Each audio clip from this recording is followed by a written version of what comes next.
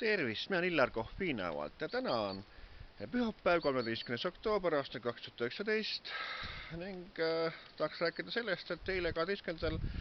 oktoobril käisin Tori rahvamaas kohtumas Eesti selgeltnägijatega, ühesõnaga, et see oli minul tõesti esimene kord, sellepärast et selgeltnägijatega ma kohtunud siiamaani veel näost näkku ehk silmast silma ei ole, kuigi ma olen nii mõnegi selgeltnägijaga teinud eelnevalt intervjuusid erinevatele väljaannetele. Ja kõigepealt ma näitaks ühte lõiku sellest, et kuidas selgeltnägija Kristin mind tervitas. Ja ühtlasi tervitan ka siit kohe praegu härra Illar Kohvi, kes on lubanud tulla meile külla. Loodetavasti ta tuleb meie kõigiga siis tutvuma ja üht-teist ta soovis nii, ütleme, küsida. Mingid erinevaid küsimusi vaatame, mida põnevat siis päev toob. Ühesõnaga, ma pikalt ei lobise varsti kohta. Ja siinkohal ma tervitan ka selgeltnägija Kristit vastu, ühesõnaga, et väga meeldiv oli temaga kohtuda. Ja siis need nimed, kes eile üldse käisid Tori rahvaga kohtumas, need olid siis Ervin Urt, keda ma tean juba ammu, enne seda, kui ma üldse teada sain, et ta selgeltnägija on, ühesõnaga. Keit Tero, kes on väga meeldiv noormees ja tema juurde oli väga palju rahvast, ka minu tuttavad olid tema juurde, et tema on üks võimekamaid osalejad praeguses selgeltnägijate tuleproovis. Nii et tema õpetaja Hannes Vanaküla ennustab talle isegi saates võitu. Ja no vaatame ja hoiame pöialt muidugi. Nii, siis Keivo Kruus, temaga ma siin ka juttu, ühesõnaga pikemalt ja tema ütles nagu niimoodi isegi, et need inimesed, kes seda selgeltnägemisse või seda usuvad, et nendega tasub nagu tööd teha, et aga need, kes ei usu, et need ei usu, et nendel see asi kohale ei jõua. Siis veel Tiina Türk, siis Žanna Sahanenko, ühesõnaga tema on Ukraina pärit naisterahvas, tema oli väga meeldiv.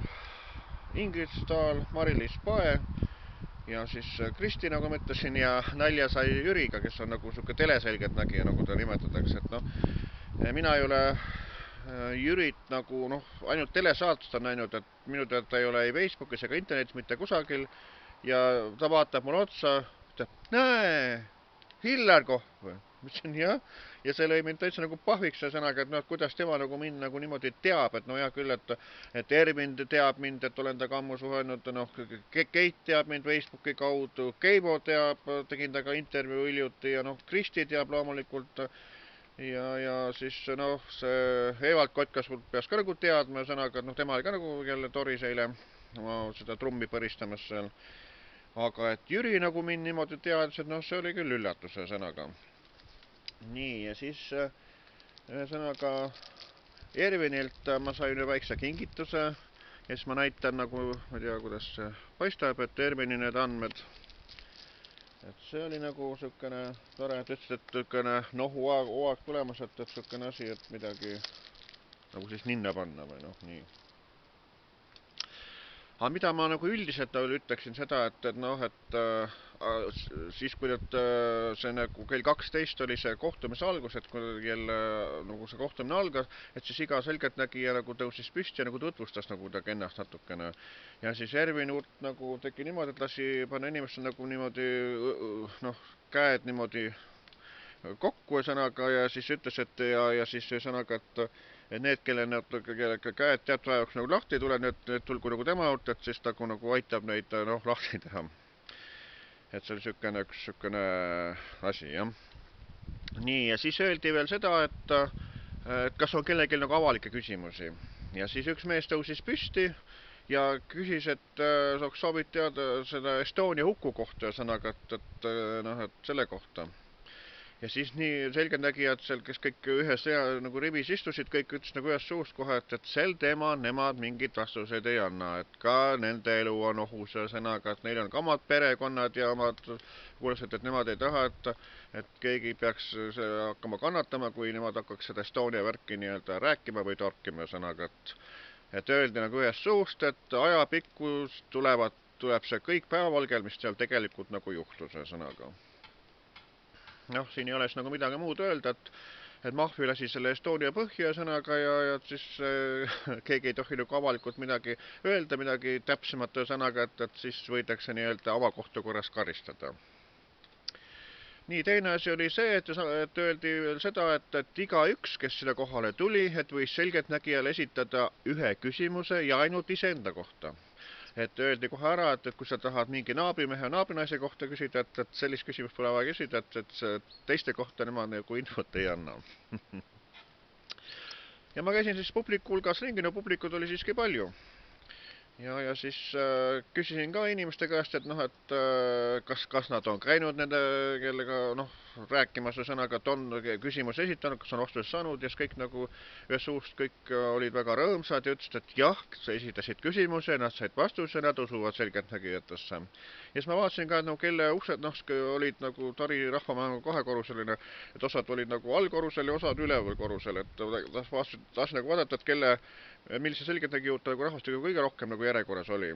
Ja loomulikult oli Sanna juurde palju rahvast, siis oli ka Keit Teero juurde, isegi minu kaks tuttavat perekonda, kes Pärnust olid, nemad olid Keidi juurde seal järjekorras, siis Kristil oli järjekord, ka Jüril oli seal järjekord ja siis see Kotkasulg Evald, see põristas seal saalis oma trummi, seal oli ka rahvast, seal oli veel paar naisterahvaste sõnaga ja Ervin juurde oli järjekord ja siis üks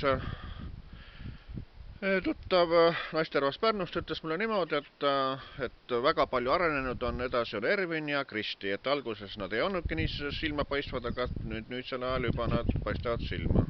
See tuttav naisterahvas oli siiski Keit Teero juurde kliendiks, ja siis üks Tori naisterahvas oli seal niimoodi, et tema suisa nagu kohe rõõmsast tujust nagu tantsidest tuli kohe sealt välja ja ütles, et voh, ma sain omale hea vastuse teada ja oli nii rõõmsa meelega läks koju, et sai nii-öelda hea vastuse selgeltnägijalt, et mida ta täpselt seda ma ei tea, aga nii, et tore, kui inimene sai selle, mis ta nagu oli soovinud.